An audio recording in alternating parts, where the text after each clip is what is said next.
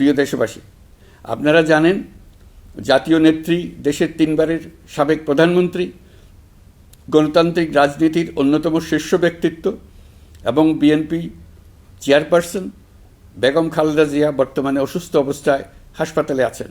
এই বিষয়টি আমাদের সকলের জন্যই উদ্বেগের বিষয়। অন্তর্বর্তীকালীন সরকার বেগম খালেদা জিয়ার অসুস্থতার বিষয়টি শুরু থেকেই সর্বোচ্চ গুরুত্ব দিয়ে আসছে। বেগম খালেদা জিয়া বাংলাদেশের ইতিহাসের একটি গুরুত্বপূর্ণ অধ্যায়ের অবিচ্ছেদ্য অংশ।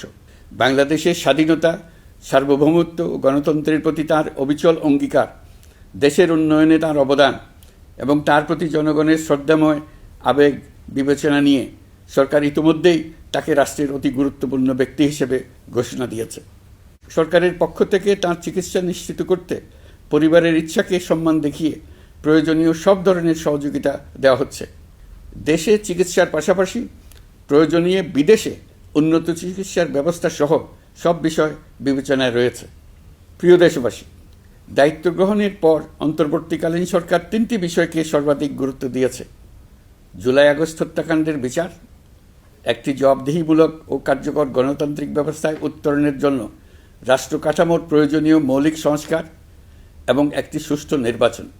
জুলাই গণঅভ্যুত্থানকালে তৎকালীন ফ্যাসিস্ট সরকারের নির্দেশে সংগঠিত হত্যাকাণ্ডের বিচার কাজ যথাযথ আইনি প্রক্রিয়ায় এগিয়ে চলছে।